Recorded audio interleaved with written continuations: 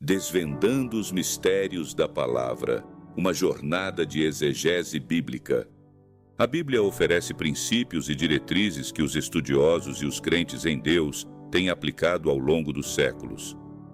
Vou abordar alguns desses princípios e também explicar o significado de exegese. Exegese é o processo de interpretação crítica e analítica de um texto, especialmente um texto religioso ou literário, com o objetivo de entender o seu significado original.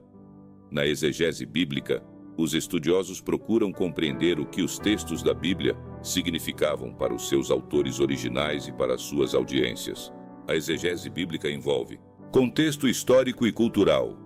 Compreender o contexto histórico, cultural e social em que um texto foi escrito. Isso inclui investigar questões como a situação política, eventos históricos e práticas culturais da época, contexto linguístico e literário. Estudar a língua original do texto, hebraico, aramaico ou grego, e examinar os aspectos literários, como gênero, estilo, figura de linguagem e estrutura. Comparação de textos. Comparar o texto em questão com outros textos bíblicos e extrabíblicos para entender como certas palavras, temas ou conceitos são usados em diferentes contextos. Análise teológica. Explorar as implicações teológicas do texto, incluindo sua relação com outros ensinamentos bíblicos e sua relevância para a fé e a prática religiosa. Como estudar a Bíblia? Oração. Muitos crentes em Deus começam o estudo da Bíblia com oração, buscando orientação do Espírito Santo para entender e aplicar os ensinamentos bíblicos em suas vidas. Leitura regular. Estabelecer uma prática regular de leitura da Bíblia, seja diária, semanal ou em outro período determinado, para se familiarizar com os seus ensinamentos. Estudo contextual. Buscar compreender o contexto histórico, cultural, linguístico e literário dos textos bíblicos. Isso pode envolver o uso de ferramentas de estudo, como comentários, dicionários bíblicos e concordâncias.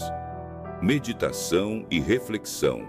Refletir sobre o significado dos textos e considerar como eles se aplicam à vida pessoal e à comunidade de fé. Aplicação prática. Procurar aplicar os ensinamentos da Bíblia na vida cotidiana, buscando viver de acordo com os valores e princípios bíblicos. Romanos 10:17. Consequentemente, a fé vem por se ouvir a mensagem, e a mensagem é ouvida mediante a palavra de Cristo.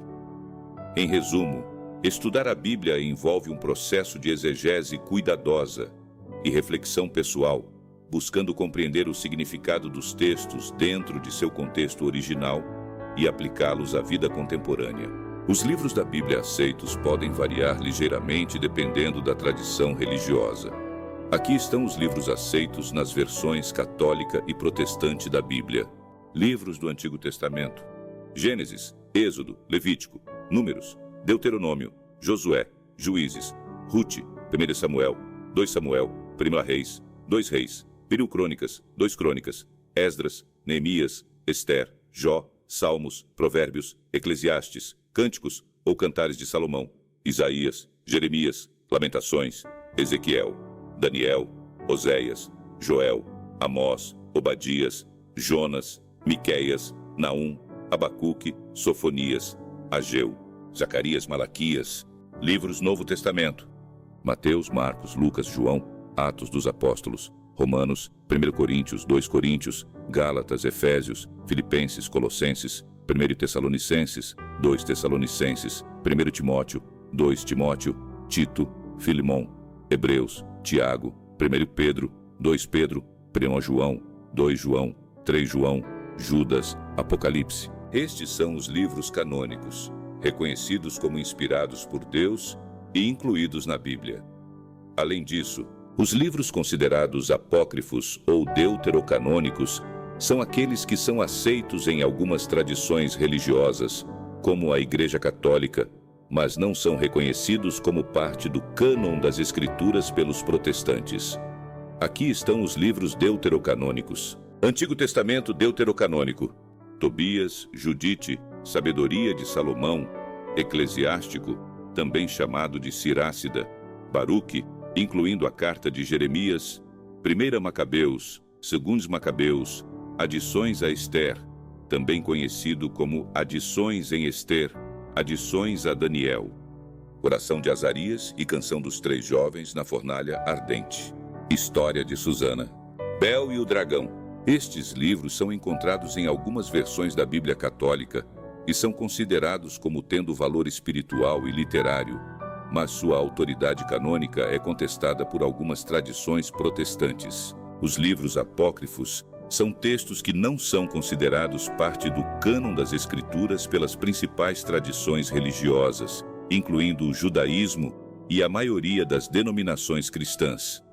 Eles são geralmente vistos como não inspirados e, portanto, não fazem parte da Bíblia. Aqui estão alguns exemplos de livros apócrifos: o livro de Enoque, o livro de Jubileus, o livro da Sabedoria de Salomão, o livro de Baruque, às vezes incluindo a carta de Jeremias, o Evangelho de Tomé, o Evangelho de Maria Madalena, o Evangelho de Judas, os Atos de Pedro, os Atos de Paulo, os Atos de João. Estes são apenas alguns exemplos de textos que são considerados apócrifos. Eles podem variar dependendo da tradição religiosa e da época histórica. Geralmente, os livros apócrifos não são aceitos como parte das escrituras inspiradas e autorizadas. A palavra apócrifos tem suas raízes no grego antigo, onde apócrifos significa literalmente escondido ou secreto. Essa raiz grega reflete a ideia de que os textos apócrifos eram vistos como obras que não eram amplamente divulgadas ou reconhecidas como autoritativas dentro das comunidades religiosas. Esses textos eram frequentemente mantidos à parte, em coleções separadas, e muitas vezes circulavam de forma mais restrita entre determinados grupos ou comunidades dentro de uma tradição religiosa.